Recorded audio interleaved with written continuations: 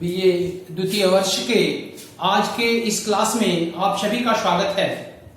आज हम बात करते हैं द्वितीय प्रश्न पत्र के अंतर्गत ऊर्जा संसाधन में गैर परंपरागत ऊर्जा स्रोत के बारे में। तो परंपरागत दृष्टि से विद्युत उत्पादन में केवल जल विद्युत, कोयला, पेट्रोलियम तथा प्राकृतिक गैस का ही उपयोग किया जाता था, लेकिन सन 1970 के बाद गैर परंपरागत ऊर्जा स्रोतों, जिन्हें नवकरणीय ऊर्जा स्रोत भी कहा जाता है, के ऊपर अधिक बल दिया जाने लगा है, जिसका मुख्य कारण परंपरागत स्रोतों जैसे कोयला, पेट्रोलियम, प्राकृतिक गैस आदि की सीमित मात्रा तथा अनवीकरणीय होने के कारण अधिक बल दिया गया। ज्वारीय बायोमास गैस, वायु गैस, सौर्य, पवन, भूतापीय तथा लघु पन बिजली विद्युत उत्पादन परियोजनाएं मुख्य गैर परंपरागत ऊर्जा स्रोत हैं, जिन पर विशेष बल दिया जा रहा है। ये स्रोत एक बार उपयोग में आने के बाद इनको पुनः उपयोग में लाया जा सकता है तथा पर्यावरणीय दृष्टि से भी ये ऊर्जा स्रोत अनुकूल हैं।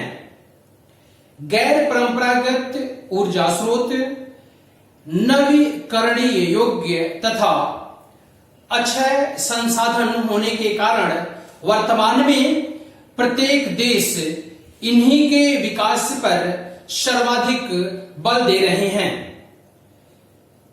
भारत में मुख्य गैर परंपरागत ऊर्जा स्रोत कई प्रकार के हैं, जिसमें पहला है सौर ऊर्जा। सूर्यातप प्राप्ति के दृष्टि से भारत के उत्तरी पहाड़ी क्षेत्र के अतिरिक्त संपूर्ण क्षेत्र में वर्ष के कुछ महीनों को छोड़कर वर्ष भर सूर्य का प्रकाश दिन भर प्राप्त होता रहता है, जिसके कारण भारत में सौर ऊर्जा की पर्याप्त संभावनाएं उपलब्ध हैं। सौर ऊर्जा द्वारा खाना पकाने, पानी गर्म करने, बिजली उत्पादन, समुद्री पानी के खारापन को कम करने, कोल्ड स्टोरेज, प्रशीतन, सौर पंप, सौर फोटो वोल्टिक तथा सौर चूल्हा आदि में उपयोग में किया जाता है। भारत में जर्मनी के सहयोग से 10 किलोवाट सौर शक्ति उत्पादित संयंत्र की संयुक्त रूप से स्थापना की गई है। भारत में सन 2002 तक लगभग 500 मेगावाट विद्युत का उत्पादन सौर ऊर्जा से हो रहा है तथा यह अवस्था 65 लाख वर्ग किलोमीटर संग्राहक क्षेत्रफल एक पूर्ण सुव्यवस्थित अवस्था के रूप में विकसित हो गई है। विश्व की सबसे बड़ी सौर वाष्प प्रणाली आंध्र प्रदेश के तिरुमाला में सन 2002 में स्थापित की गई। अब हम बात करते हैं अगले गैर परंपरागत ऊर्जा स्रोत की, अर्थात ज्वारीय शक्ति की। तो समुद्र तटीय क्षेत्र में सूर्य तथा चंद्रमा की आकर्षण शक्तियों के कारण आने वाले ज्वार भाटा के द्वारा उत्पादित ऊर्जा ज्वारीय ऊर्जा कहलाती है। भारत के खंबात की खाड़ी, कच्छ की खाड़ी तथा गंगा नदी के जहां पे तटीय क्षेत्र में गिरती है, वहां ज्वारीय लहरों के द्वारा ऊर्जा उत्पादन की अधिक संभावनाएं हैं। इन क्षेत्रों में ज्वारीय लहरों की ऊंचाई 8 से 10 मीटर तक रहती है। भारत में तटीय क्षेत्र में ज्वारीय ऊर्जा उत्पादन के लिए संयुक्त राष्ट्र संघ के सहयोग से एक विस्तृत परियोजना के संचालन की योजना तैयार की जा रही है। भारत के तटीय क्षेत्र में ज्वारीय उत्पादन की संभावना पर्याप्त है, लेकिन आर्थिक संसाधनों की कमी एक मुख्य समस्या है। खंबात की खाड़ी तथा कच्छ की खाड़ी में आने वाली ज्वारीय लहरों के द्वारा प्रतिदिन लगभग 7000 से 8000 मेगावाट विद्युत उत्पादन की संभावना व्यक्त की गई है। अगला गैर परंपरागत ऊर्जा स्रोत भूतापीय ऊर्जा है। पृथ्वी के आंतरिक क्षेत्र से निकलने वाली गर्म जल स्रोतों तथा जलाशयों में उत्पादित ऊर्जा को भूमि के आंतरिक तापमान पर निर्भर है, जिसको भूतापीय ऊर्जा कहते हैं।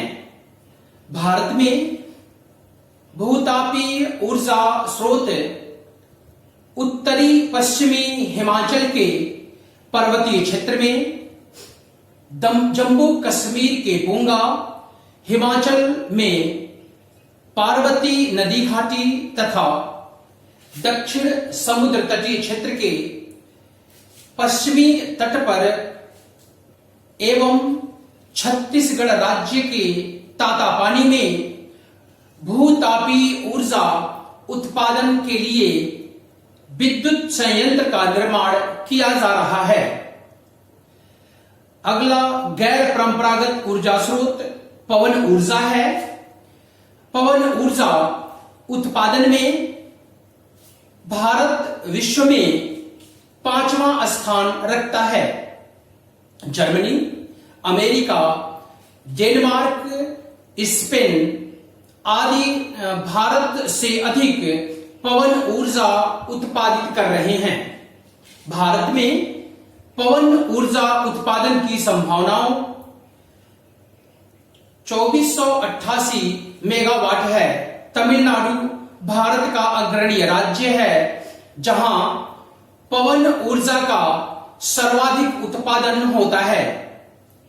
महाराष्ट्र, केरल, गुजरात, ओडिशा आदि राज्यों में भी पवन ऊर्जा उत्पादन हो रहा है। अगला गैर परंपरागत ऊर्जा स्रोत बायोगैस है।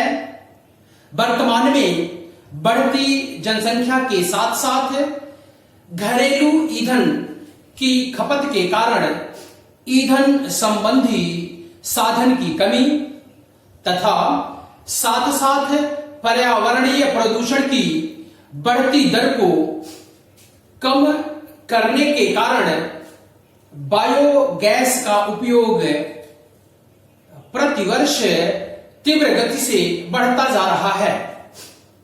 भारत में सन 1981-82 में बायोगैस के वर्तमान में कुल 30 लाख संयंत्र हैं। अगला गैर परंपरागत ऊर्जा बायोमास ऊर्जा है। वन, कृषि आदि के अपशिष्टों से उत्पन्न ऊर्जा को बायोमास ऊर्जा कहते हैं।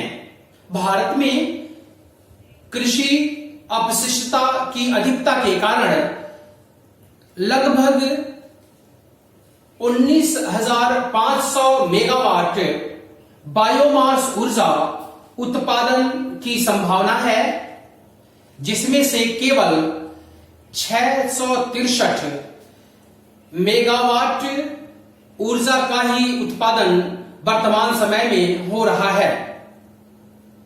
अब हम बात करते हैं आणविक शक्ति ऊर्जा की। भारत में सन 1969 से पहले केवल जल एवं तापीय विद्युत शक्ति का ही उत्पादन किया जाता था। सर्वप्रथम सन 1969 में भारत में अणु शक्ति उत्पादन कार्य का क्रियान्वयन किया गया। वर्तमान समय में भारत में अणु विद्युत संयंत्रों की संख्या 15 है, जो भारत के 7 स्थानों पर स्थापित है। इनमें तारापुर महाराष्ट्र राज्य में 2, राउतभाटा राजस्थान में 4, कलपक्कम व कुडनकुलम तमिलनाडु में 2, नरौरा उत्तर प्रदेश में 2, केगा कर्नाटक में 2 तथा काकरापार गुजरात में 2 संयंत्र स्थापित हैं। राजस्थान में रावतभाटा अणु शक्ति केंद्र पर नई यूनिट की स्थापना की गई है, जिसमें विद्युत उत्पादन प्रारंभ हो गया है। कर्नाटक के कैगा में भी एक अणु विद्युत उत्पादन संयंत्र की स्थापना की गई है, जिससे बढ़ाकर भारत विद्युत संकट से निजात पाया जा सकता है। तो आज के लिए इस वीडियो में इतना ही। धन्यवाद।